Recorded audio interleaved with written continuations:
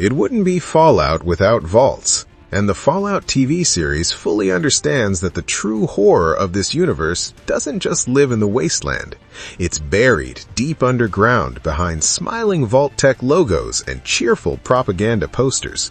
The show doesn't just reuse familiar Vault concepts from the games, it expands on them in unsettling ways, turning these underground shelters into long-term social experiments with devastating consequences. As the story follows Lucy McLean and other survivors, the vaults become just as important as the surface world, revealing how humanity was reshaped long before the bombs ever fell. Welcome back to your nerdy show. I'm your host, Spoiler Master, and today we're breaking down every major vault from the Fallout TV series and the disturbing truths hidden inside them. Results. By dropping the bomb ourselves. Vault 33. Vault 33 is the emotional starting point of the Fallout TV series and the home of Lucy McLean, her brother Norm, and their father, Hank McLean. At first glance, Vault 33 looks like the dream Vault-Tec promised to everyone before the Great War. The halls are clean, the people are polite to a fault, crops grow under artificial sunlight, and birthday parties come with Jell-O cake and smiles all around. The overseer appears kind and supportive, while daily life is structured around education, community events, and maintaining a sense of optimism about the future. Compared to the horror stories fans know from the games, Vault 33 almost feels suspiciously perfect. Governance inside Vault 33 goes beyond the overseer alone. A governing council made up of Betty Pearson, Woody Thomas, and Reg McPhee helps manage social order and long-term planning.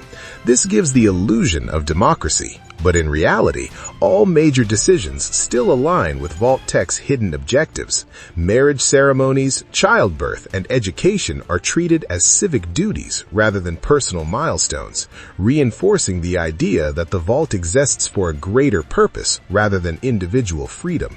Recreation like fencing, movie nights, and gymnastics keeps morale high, while strict traditions ensure everyone stays within the system. The real purpose of Vault 33 slowly reveals itself as part of a larger, interconnected experiment. Vault 33 operates in symbiosis with Vaults 31 and 32, forming a controlled genetic pipeline.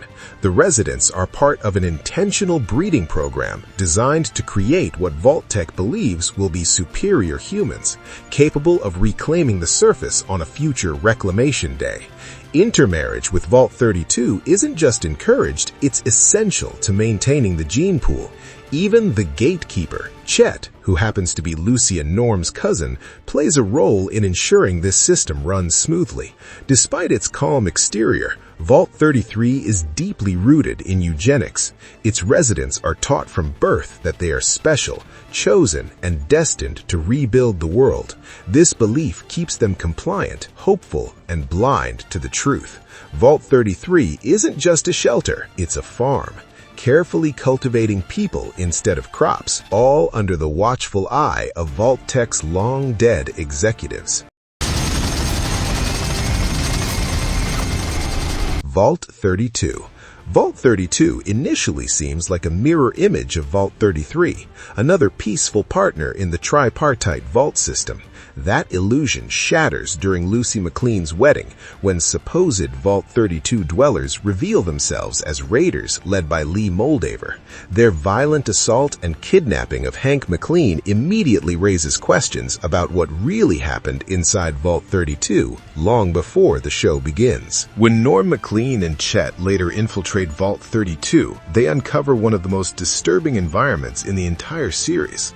The vault isn't the victim of a recent raid, it's been dead for a long time. Bodies litter the halls in various states of decay, clearly showing that whatever destroyed Vault 32 happened internally. The corn crops and Reclamation Day propaganda suggest life once continued, much like Vault 33, but the writings on the walls tell a different story. The residents of Vault 32 discovered the truth about Vault-Tec's experiments and their role in a controlled breeding system. Once that realization set in, Vault 32 collapsed from within. Some residents attempted to break into Vault 31, believing it held answers or escape. Others resorted to cannibalism as supplies dwindled. Many committed suicide, unable to cope with the betrayal. Signs of torture and violence suggest internal conflict, possibly between those who wanted to expose the truth and those who tried to preserve order. Vault 32 didn't fall because of raiders. It fell because knowledge destroyed its social fabric. The tragedy doesn't end there.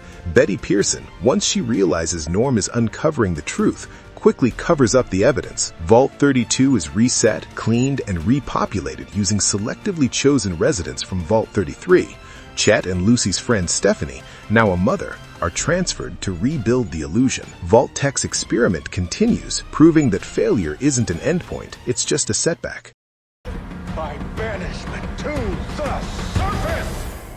Vault 31. Vault 31 is the hidden heart of the Fallout TV series, and arguably the most important vault of them all.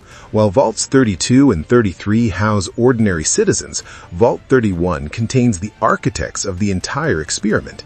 It's revealed to be the brainchild of Bud Askins, a pre-war Vault-Tec executive whose consciousness now exists as a brain mounted on a robotic platform, often compared to a robo-brain, or, more humorously, a Roomba with a god complex. Vault 31 is filled with cryogenic pods holding Vault-Tec employees, carefully preserved to awaken periodically and assume leadership roles in other vaults.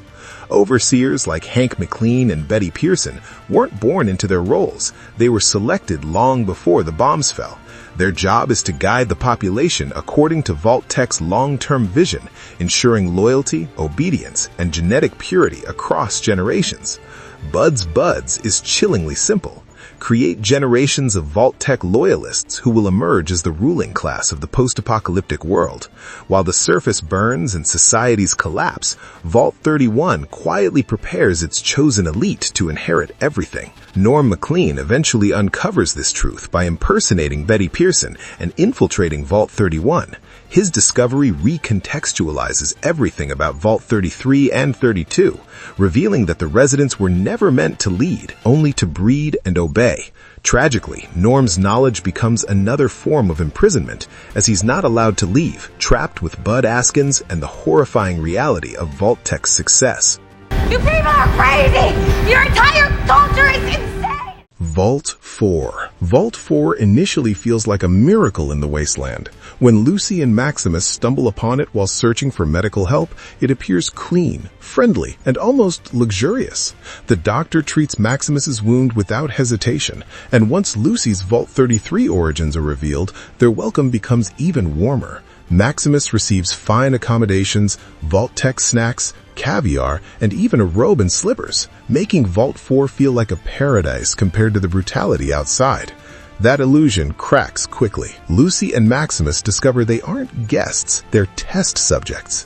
What they believe to be quarantine cells are actually containment units. Physical mutations among the residents raise red flags, including an overseer with a single eye, people with unnatural blue eyes, and others with grotesque anatomical alterations. A restricted Level 12 hides the darkest secrets of Vault 4, including archived experiment data and frozen human test subjects subjected to horrific biological manipulation. Pre-war advertisements reveal Vault 4's original purpose. It was designed to house 80 scientific minds tasked with creating hybrids between humans and radiation-resistant species. Led by Lloyd Hawthorne, these scientists pushed ethical boundaries until their own creations fought back. The experiments revolted, killing the scientists and taking control of the vault. Some current residents, including Overseer Benjamin, are descendants of those experiments, living proof of Vault-Tec's monstrous ambition. Even the infamous Gulper traces its origins to this vault, with Hawthorne himself becoming a victim of his own work. Vault 4 also became a refuge for surface dwellers who survived the destruction of Shady Sands, the former capital of the new California Republic. These survivors worship Lee Moldaver as the Flame Mother, honoring her as a symbol of resistance and rebirth. Their candlelit rituals and reverence add a cult-like layer to Vault 4's already complex society. Despite its horrifying past, Vault 4 ends up being one of the kindest vaults in the series. The experiments are over, the pods are monitored rather than exploited, and mutants are accepted rather than feared. Even when Lucy is ultimately banished, she's given supplies and food, a rare act of compassion in the Fallout universe. Vault 4 stands as proof that even the worst Vault-Tec experiment can evolve into something resembling humanity. Our nerdy thoughts. The Fallout TV series uses its vaults to explore control, deception, and survival on a deeply personal level. Each vault represents a different failure of humanity, not because people couldn't survive underground, but because Vault-Tec never intended them to live freely. From the quiet manipulation of Vault 33 to the psychological collapse of Vault 32, the authoritarian control of Vault 31, and the body horror of Vault 4, these vaults tell the real story of Fallout. The bombs didn't end the world, Vault-Tec did. If you enjoyed this deep dive into the vaults of the Fallout TV series, make sure to like, subscribe, and stick around for more breakdowns, theories, and hidden details from your favorite sci-fi and post-apocalyptic worlds. Until next time, stay safe out there in the wasteland. No, what the heck, I'll laugh anyway.